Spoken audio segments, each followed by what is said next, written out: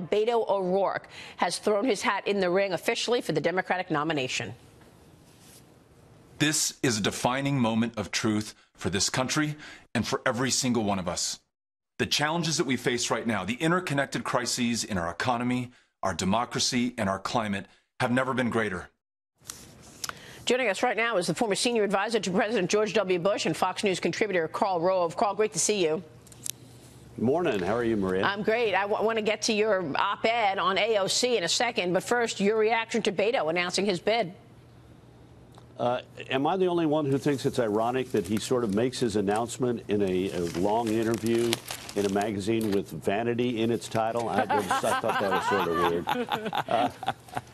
weird. Look, it was a revealing interview, though. He said, you know, I never prepare my speeches, which is why he said he's a reckless guy as a result. So that's what led him to say, I don't think there's nothing more American than taking the knee. Law enforcement is the new Jim Crowism. We heard him recently in El Paso say, yeah, I'm in favor of tearing down all the fences and borders between us and Mexico. It's why when he went out to campaign in Texas in 2017 and 18 and went to all 254 counties, he'd go to these small towns and give a speech to the local group of Democrats and routinely drop the F-bomb. And that was okay, I guess, for the hip parts of Dallas and Austin and Houston. But when you're out in Friona or Jacksonville or Cuero, those people are church-going people, even if they're Democrats. And by God, you don't use the F-bomb in front of polite people. I mean, he's a little bit reckless. So what's the attraction, Karl, other than he's a pretty boy and nearly beat Ted Cruz, had his own popularity issues in Texas? What's the fascination with this guy? Should we take him seriously? Well, Steve, glad you asked. I got a whiteboard here.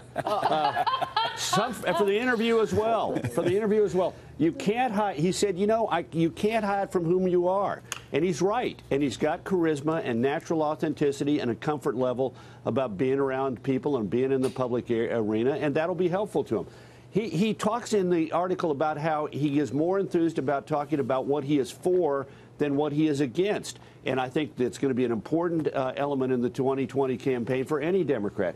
He said, I got to have a campaign that looks like America. He realizes that he's a white guy, so he's going to have a campaign and pledges an administration that looks like America. So we're going to see a lot of women, and we're going to see a lot of people of color in his campaign.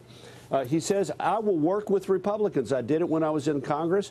I'll do it as president, which is going to be unique. Is Elizabeth Warren going to say, Bernie Sanders going to say, Kamala Harris going to say, oh, I'm going to work with Republicans? And then remember, he raised $80 million for a Senate race. The question is how many of those donors are going to stick with him?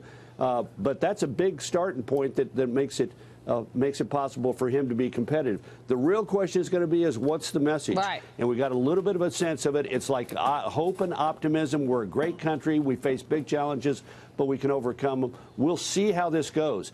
The big challenge for him is going to be his Senate race where he got close to Ted Cruz is not going to be like the presidential race because Ted Cruz ignored him. He gave him 2017 and virtually all of 2018 to go out there and be by himself projecting a message to the voters. And only in late September and October did Cruz engage with him. Oh, really? Okay. He's going to be engaged with right away by a bunch of Democrats. We'll see how he handles it. Karl, it's Dagan McDowell. Dagan. Quote. Of course it Here's is. Beto O'Rourke. Quote, the challenges we face are the greatest in living memory. Okay, not the Great Depression, not Pearl Harbor, not World War II, not the Cold War, not the Cuban Missile Crisis, not the 70s with the sky-high gas price, not 9/11, not the 2008 financial crisis. Down south, we'd say, don't spit in my face and tell me it's raining. Yeah. Yeah, this is going to be a problem for all the Democrats of hyperventilating about how bad the country is. But remember, that helps them inside their party.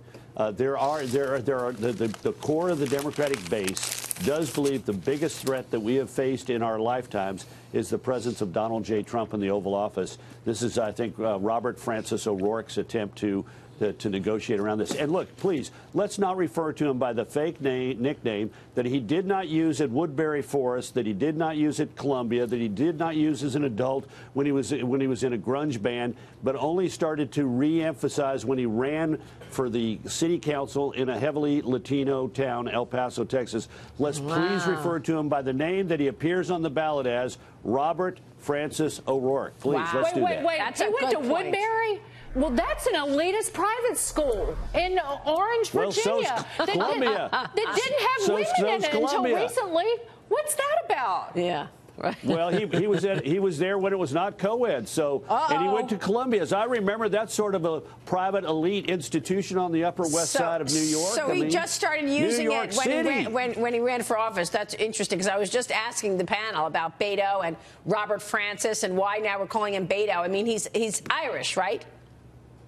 Well, he's Robert Francis O'Rourke. Yeah, and look, if you want a nickname, let's give him what his name really represents. R4, Robert Francis O'Rourke. R4. Come on, Carl. Before you go, you got to talk to us about your op-ed this morning in the Journal, American History as Told by AOC.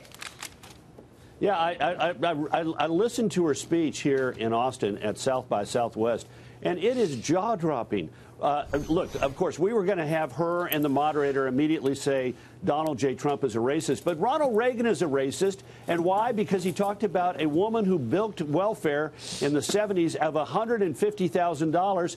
And he called her, he didn't call her a welfare queen. Others did. But AOC says, well, that was racist. Well, the woman was white. Please tell me what's racist about that. And then how about the New Deal? Was the a New racist. Deal, too. Yeah, the New Deal was racist because it expanded. It literally gave mortgage relief to white people, but not to black people. And as a result, the housing gap, the wealth gap grew because of the racist policies of Franklin Roosevelt. Well, first of all, it's not borne out by the facts. The Homeowners Loan Corporation did not expand the difference between home ownership between blacks and whites. Yeah. And it's just jaw-dropping. As she said, it does not feel good to live in America today. I mean, what world are these people living in? Exactly. America is the highlight of the world. I mean, particularly now where you've got this economy that is firing on all cylinders. Yeah, we're raising money here to give her a ticket to Venezuela. Well, you know what? That private charity is wrong. The government should pay for the tickets to Venezuela. Please, private charity is bad. That's merely an expression of the wealthy who've been stealing the money from. What I loved was she was talking about ordinary people, ordinary working people, and her audience had to pay between $1,300 and $1,600 for their tickets that allowed them to go in. They had all access premium passes in order to go see AOC. Yes, they did, and she had a packed house. Carl, it's good to see you. Thanks so much. Great to see you. Great op-ed.